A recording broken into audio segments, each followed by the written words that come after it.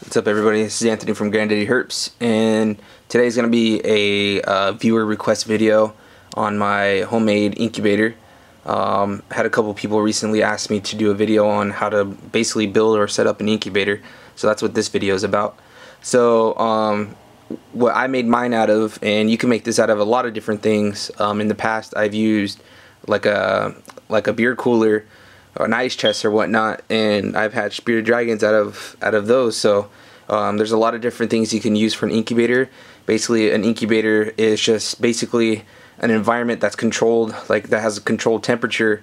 So it could be anything. A lot of big breeders use like walk-in closets and whatnot with the thermostat and like a space heater or whatnot, and that's how they build walk-in incubators. So basically what I'm using, get you a better view of it, is a wine cooler. So basically got this for 40 bucks on Craigslist, and the reason why it was so cheap is because I guess the cooling unit just wasn't blowing cold air anymore and wasn't cooling down the wine. So basically there's a bunch of different levels, and I have a bunch of these shelves that I can mess around with to get whatever heights I want. So basically I'm gonna get this open to show you how I built mine. So basically, let me take this out and I'll explain that here in a second. So what I bought was 11-inch flex wad heat tape and some foil tape. Now the flex wad, of course, I measured it, from the bottom all the way to the top, and I used the foil tape to just seal it against the wall. Now you don't necessarily have to use foil tape, but that stuff's super strong and it'll stay there. And then what I did, if you can see, I right there and right there, I used an extension cord that I cut off the top, and I just wired it to both ends, and then that gets plugged into basically my thermostat.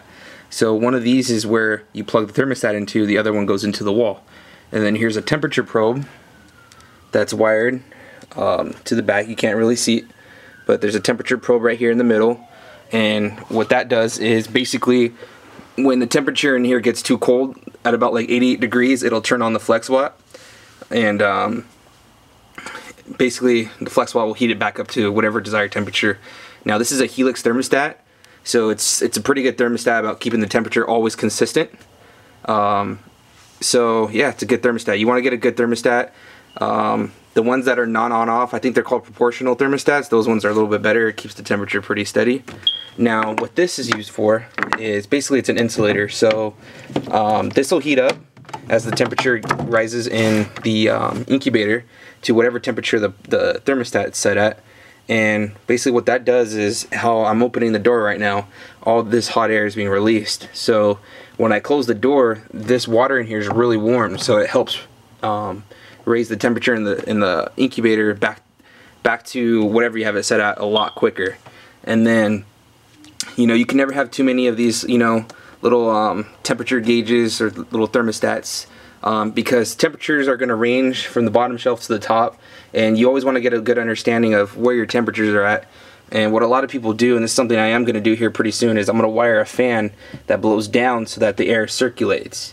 You know what I mean? Because the heat rises, the air blows down, and it just kind of does a circular thing where I'll get better temperature ranges throughout each level.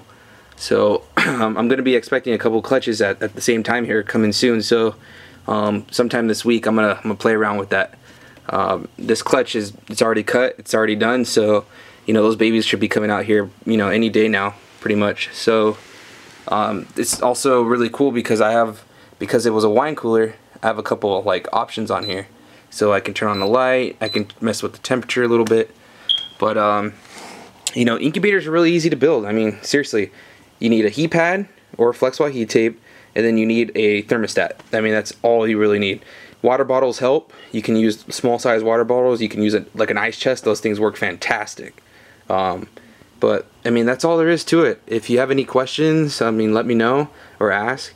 And just basically good tools to have is a pair of scissors and a soldering iron, and then some foil tape. I mean, that's all you really need. Incubators are so basic to set up and so cheap. No need to go buy no fancy couple $100 incubator. I mean, you're wasting your money. Build it yourself. Go get one of those little fridges on Craigslist and just hook it up yourself. Hope this helped you guys. My next video will be basically showing you guys how I set up ball python eggs. Peace. What's up, everybody? It's Anthony from Granddaddy Herps, and just really quickly I want to give a couple shout outs to some people who asked if I could, and just some other people that just came to mind. So basically the first one's going to be for Cam McGrandle of JFCM Snakes. Cool younger kid. Go check out his channel. He doesn't have snake racks, but he has really nice enclosures. He has a couple ball pythons, a couple other like smaller snake species, but you know, it's one of those things where you guys want to give him support. He's a younger kid. He's our next generation, so you know, give him encouragement. Check out his channel. You know, his setups are like really clean, and they're set up very well. You know, you're really lucky, kid. I don't know if your parents are supporting you or what, or if you're raking leaves on the weekend, but I really like your setups. Thanks for always watching my videos. Cool, man.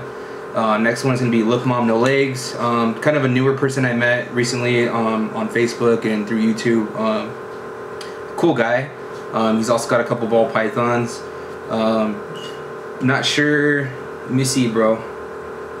I haven't really got a chance to check out your channel yet. But you know, I'm gonna put a link in the description if he does have a channel. Cool dude. He's kind of reached out to me for a couple different things too, so yeah, check him out.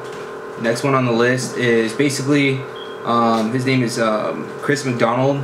He's basically brand new to the ball python game, and he's kind of been reaching out to me, asking me to do a couple different videos, asking a lot of questions, and he's kind of been inspiring me to make these videos. And it's like, you know, we get into this hobby and we kind of forget how much we learned and how much we know, and how much like, you know, these newer people like don't know, you know what I mean? It's like there is a lot to it, and you kind of forget how much there is to it when, you know, you've been doing it for so long.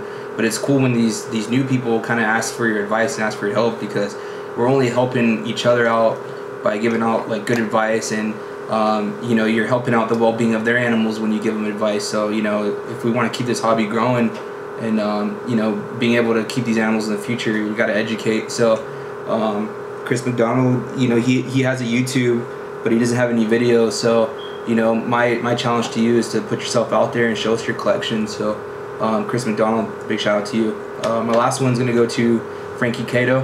Just met this guy too recently. Cool dude. He's got about a 15 snake ball python collection, and you know, we just got to chopping it up today. Real cool guy. He's got some cool things that he's gonna be working on. And again, you know, he said, you know, make some videos for me, because you know, I'm a newbie and whatnot, and you know, I could use all the help I could get. So you know what I mean, no problem. You know, I'll make these videos, whatnot.